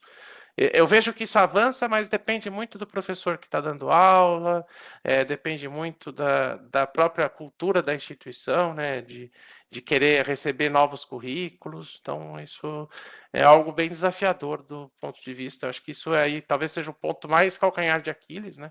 Porque se a gente continuar ensinando nossos estudantes a canalizar rio, eles não vão fazer nada diferente disso, porque, né, eu mesmo na minha graduação não tive esse acesso a esse material todo que eu tenho, mas é que eu aprendi na vida e não aprendi no curso, né? Então, como a gente pode fazer isso e talvez fazendo isso a gente avança nas normas também, né? Porque eu vejo que, por exemplo, para a estrutura de concreto, a norma de concreto é extremamente detalhada, a gente tem fórmulas, tem todo comportamento do material, enfim, um material bem estudado. Agora, para a água, a gente não tem nem o básico, né? A gente tem nem a parte do método racional, a gente depende aí de autores tradicionais, consagrados e até bibliografias que talvez precisam ser mais atualizadas, né? Então, eu costumo sempre indicar o livro do Cagnoli, né, que é um livro que norteia bem essa parte de jardim de chuva, novas técnicas de drenagem, mas é fato que a gente ainda está longe aí de avançar nisso, né? Então, de repente, uma boa ideia, né, seria talvez lançar algumas publicações, juntar instituições para escrever textos juntos. É uma saída que eu vejo aí, mas precisa acontecer logo, né? Porque senão a gente vai continuar vendo caçaqueras por aí, né? Então, acho que não é exatamente uma resposta, mas eu sinto que isso faz falta mesmo, né? Até faço meia-culpa, que acho que o IPT faz pouco ainda nisso. Sabendo aí das capacidades que a gente tem, né? A comatação, por exemplo, de pavimento drenante é crítica, porque o pessoal vende como pavimento permeável algo mágico, quando que na primeira chuva ele fica com um desempenho igual ao de asfalto, então sei. E talvez até pior, porque a quantidade de sedimento que vai para o curso d'água é maior, então é bem complicado, né? E isso tudo não é um defeito do material, e sim, talvez a gente não esteja fazendo no melhor jeito, né? Não está colocando barreiras para esses sedimentos, enfim, é algo a se pensar aí, né? Como fazer isso de um jeito diferente. E em relação às perguntas do Luciano, né? Eu acho que são as perguntas mais difíceis e os maiores gargalos também estão aí, tá, Luciano? Tá? Eu percebo que, por exemplo, o saneamento básico da cidade de São Paulo. A gente teve umas transições aí estranhas, recentes, do ponto de vista, até para a gente que é técnico, né? A privatização da Sabesp ainda é uma incógnita, a gente não sabe exatamente o que a empresa que assumiu está disposta a fazer. A gente percebe que o acesso à informação está mais difícil. Então a gente não consegue um contato fácil e a gente teve, de certa forma, a transição do DAE para SP Águas, né, que isso também dificultou, eu estou com uma dificuldade enorme para conseguir dados históricos de chuva, para vocês terem uma ideia. O que eu já tinha conseguido, eu consegui, mas o que aconteceu depois da transição, não sei se esses postos continuam sendo operados. Então, se nem no histórico de chuva, que teoricamente é algo fácil de ser mantido, a gente está tendo acesso à informação, eu fico meio que um pé atrás aí o que fazer, né, em relação a isso. Eu acho que falta um pouco aí, talvez, o poder público ser mais assintoso com isso, né, porque afinal das contas, se a gente não tem acesso à informação e nem o que as empresas vieram a fazer, né, como é que a gente consegue até batalhar para conseguir melhores, né? Porque a gente não tem como conversar, o diálogo está bem difícil, tá? Eu digo isso, assim, tem alguns contatos com o pessoal da SP Águas, mas são contatos bastante pessoais, não são contatos institucionais, e eu estou falando como IPT, como pesquisador de um órgão também do Estado, né? Então, se eu estou tendo essa dificuldade, imagina um cidadão que quer chegar ali e não vai ter acesso fácil, né? Então, isso é uma coisa que a gente está batalhando, é um medo que eu tenho aí de algum retrocesso, tá? Mas ainda é algo que talvez o medo passe se eu conseguir melhorar, perceber uma luz nesse sentido, mas por enquanto a gente tem que batalhar para evitar que esses novos entidades, enfim, façam algumas mudanças que a gente não gostaria de ver aí, principalmente dificuldade de acesso à informação, né? Acho que isso é essencial, né, para qualquer relacionamento saudável com empresas de Estado é ter essa informação. E isso acaba respondendo a segunda pergunta, porque quando a gente tem informações conflitantes e esses acessos a informações difíceis, e toda aquela dificuldade que eu já comentei em intersecretarias, né, em prefeituras, né, eles acabam fazendo o que é mais fácil, e aí você tem uma maturidade diferente da população em áreas periféricas e áreas que tem aí uma história de urbanização mais formal, vou chamar assim, embora, como eu estou falando, né, Pinheiros e as regiões do extremo leste, por exemplo.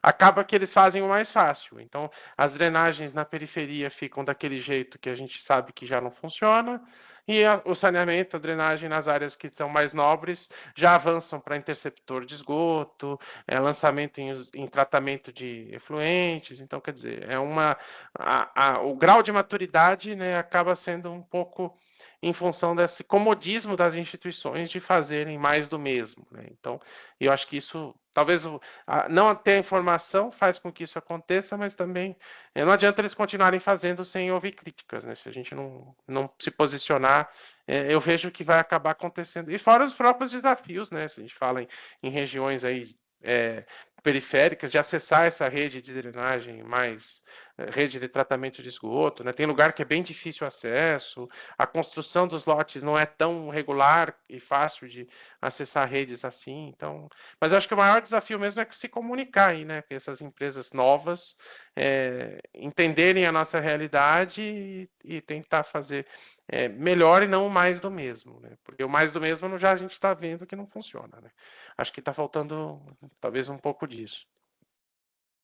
E a rede de microdrenagem na cidade de São Paulo, isso é uma coisa, seria um sonho, na verdade, porque eu que trabalho com modelagem, eu estou com um planejamento aí para um projeto de grande porte para a cidade de São Paulo, para a região metropolitana, que envolveria aí modelagem em tempo real, de inundações, simulações aí de ocupações futuras e comportamentos das bacias.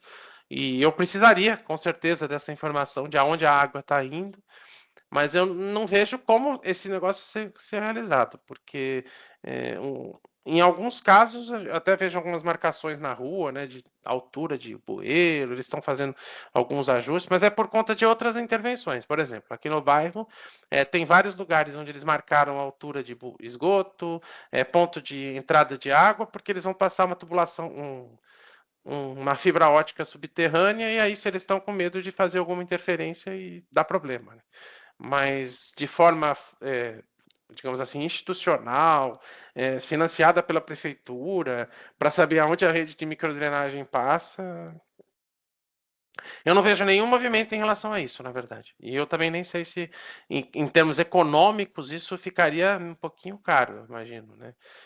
Não sei nem se alguns bairros vão fazer isso, tem interesse em fazer. O que eu vejo é que nos cadernos de drenagem, em alguns casos, tem o tamanho das galerias, em outros casos é só inferido em função da vazão, que também não é medida, enfim, é isso.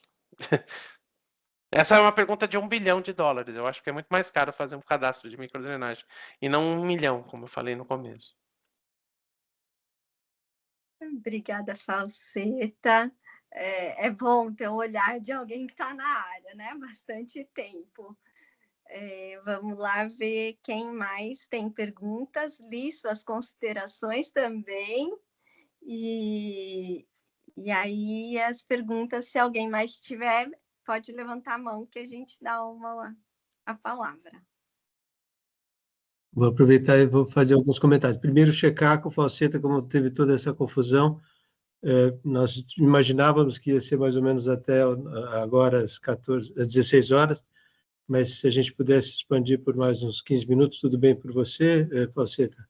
Se tiver mais algumas perguntas aqui, eu só checar se está tudo certo aí. Eu consigo ficar mais um pouquinho, mais uns 10 minutinhos. Perfeito, perfeito. E, bom, queria também agradecer, dizendo que, enquanto você falava, realmente eu fiquei... dizem de vez em quando que dia infeliz foi aquele que inventaram um motor que, enfim, que emite carbono, e que dia infeliz é aquele que alguém teve aquela super ideia de fazer uma avenida de fundo de vale, né? Que vontade de voltar atrás e parar tudo. Ele, não, espera aí. Ainda que, pelo que você falou, eu não sabia, o Luiz Henrique Melo, que pena que ele não teve mais força política ali naquele momento, enfim, não foi mais ao encontro dos desejos ali, dos movimentos ali, né? E estava pensando também, uma coisa que eu fiquei curioso, porque você, enfim, colocou um segundo cenário ali, né? Aquele cenário de preparar mais a população, né? De identificar lá maneiras de alertas e para onde, rotas de fuga, enfim, coisas do gênero. E eu tenho convivido muito com esse, por conta das queimadas, né? Fazendo um paralelo, né? E esse surgimento e uma revalorização das brigadas, e, enfim, está acontecendo uma coisa por conta de situações terríveis de fogos, né? Que, enfim, está tendo um certo um outro olhar, né? E as pessoas se entendendo como... E eu comecei a...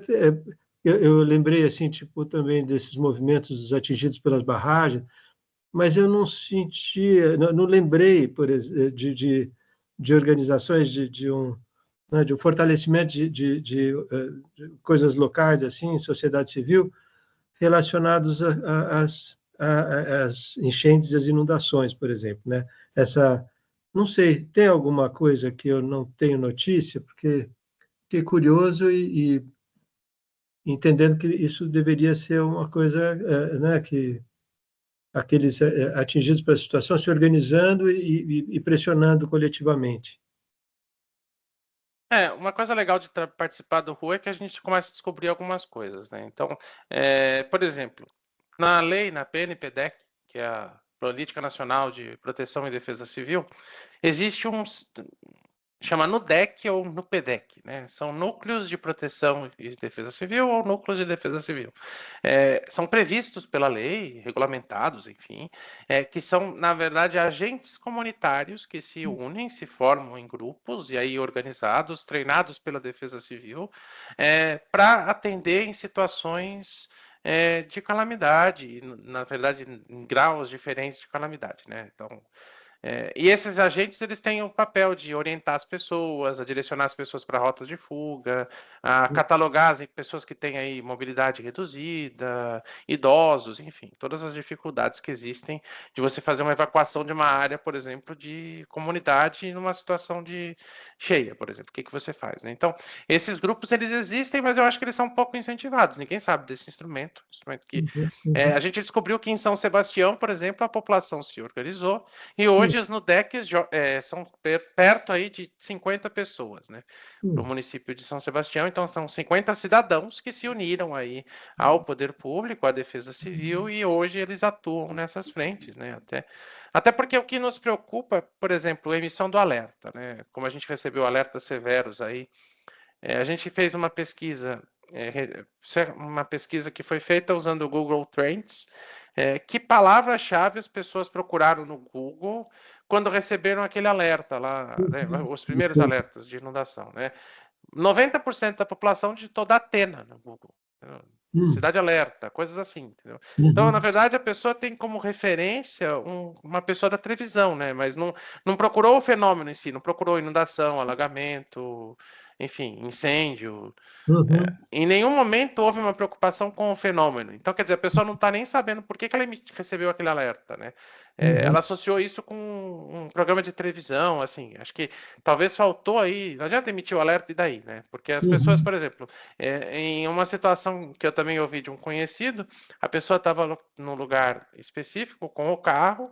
E aí, quando ela recebeu o alerta severo de inundação, ela pegou aquele carro e saiu e começou a dirigir em direção à Marginal Tietê para voltar para casa dela, né? Sendo que, teoricamente, seria o pior cenário. Se tivesse uma inundação, por exemplo, eu não iria para um lugar baixo, né? Ficaria onde eu estava. Ela estava no lugar seguro, ela estava no Alto de Pinheiros.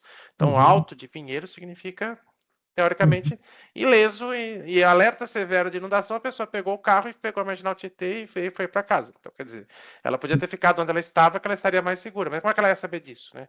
As pessoas não têm essa percepção de risco, né? Eu acho que faltam mapas de risco mais táteis para a população, quais são os melhores lugares, né?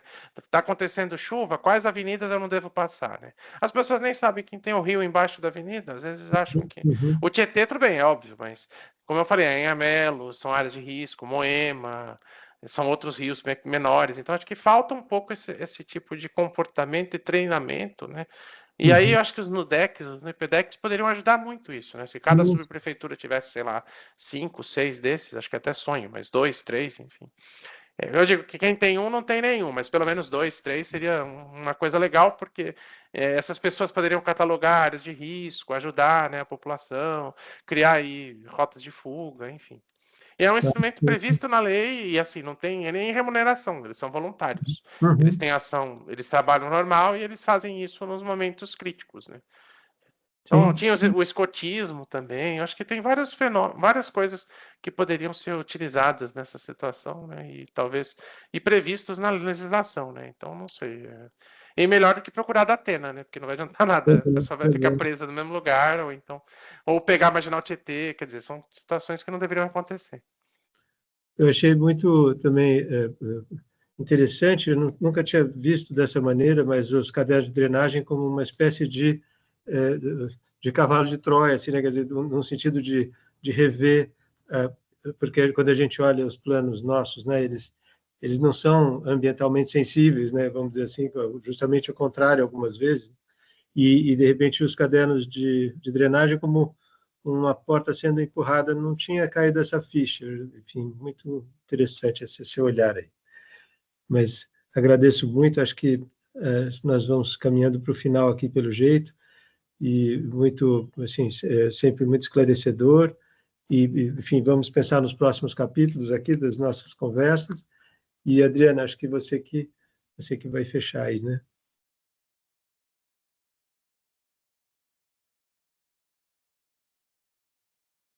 Acho que você está sem o áudio.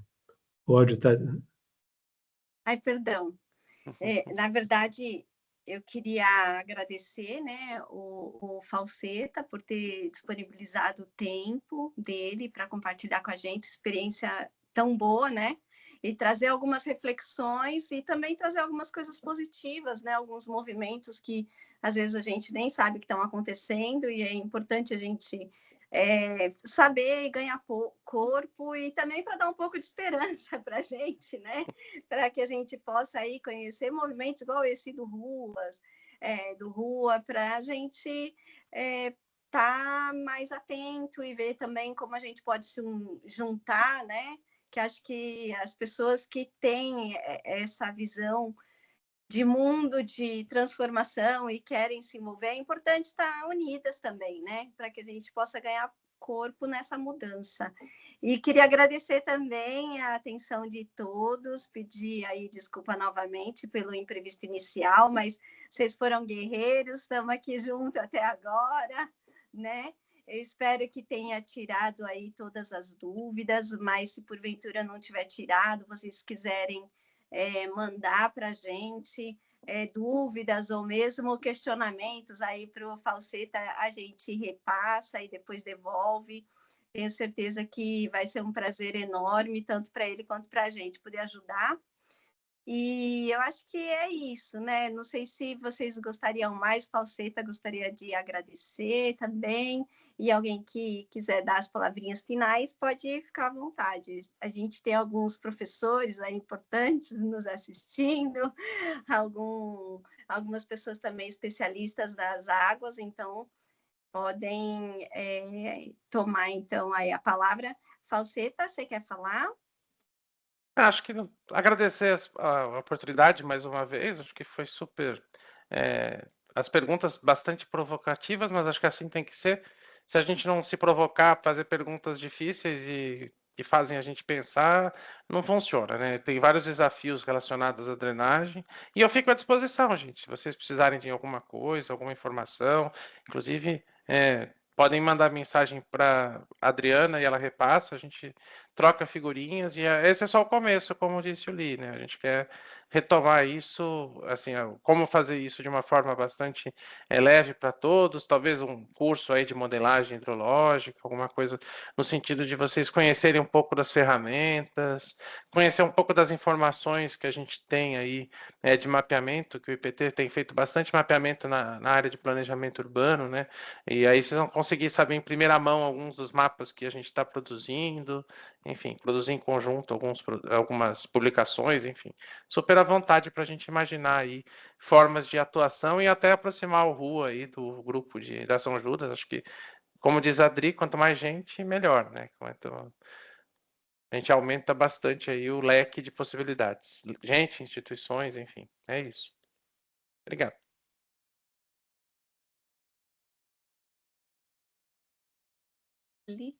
Maravilha, gente. Então, acho que agradeço a todos, desejo um bom fim de tarde aí para todos e até breve, Falseta. Até a próxima daqui a pouco. É isso aí. A Adriana tirou algum print da tela aí para a gente arquivar o encontro? Eu tirei um print só das carinhas que estão aparecendo no meu celular. Então tá bom. Mas eu acho que alguém que está no computador podia gentilmente se oferecer. E aí, quem puder abrir a câmera para sair na fotinho, sem cobrar direitos de imagem depois, por favor. Aí a gente podia manter esse registro, que eu acho que é bem importante, né, gente? A gente Ótimo. se unir, assim, numa causa maior. Luciano, você consegue fazer? Que eu sou ruim desse negócio de print aqui. Então, será que o Luciano faz? Oba, bom. Maravilha. Beleza. Muito bom.